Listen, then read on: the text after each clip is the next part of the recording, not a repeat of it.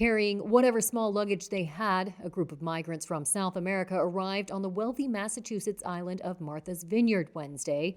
2 chartered planes carried them to the politically liberal enclave, part of a campaign by Republican governors to shift the immigration burden to Democratic areas. With a population of just 20,000, some Martha's Vineyard residents Thursday decried the move as a political stunt, as local officials and volunteers scrambled to help the confused new arrivals, like Uvaldo Arcaya, who said he fled political persecution in Venezuela and hopes to find work in the U.S. I have a lot of faith and patience in the people here, and they're helping us. Faith and patience in the people here.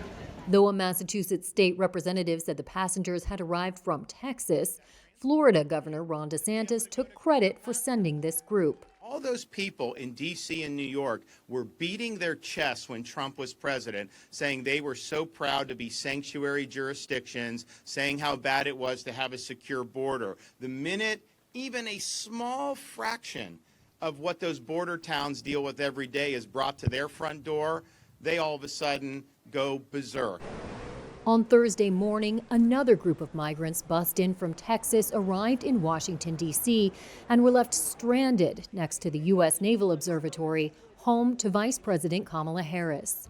David Morales told Reuters he came from Venezuela before embarking on the 40-hour-long bus ride. A very long trip, quite tough. We didn't expect to be left adrift here, not knowing where to head to. Our objective is to reach New York.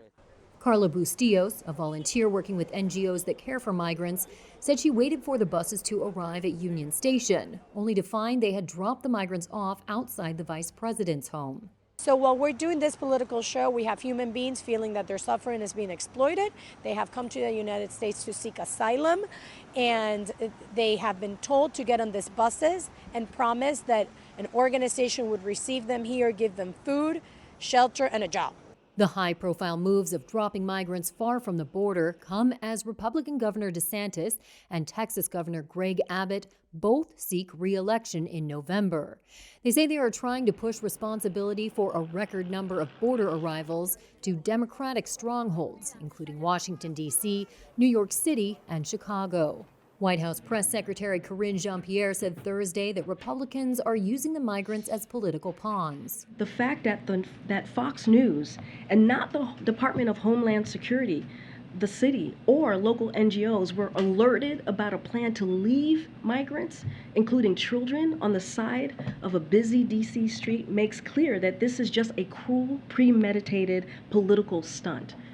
A Freedom of Information Act request showed Texas has bused more than 7,000 migrants to Washington, D.C. and New York City since April, spending nearly $13 million on the initiative through August 8th.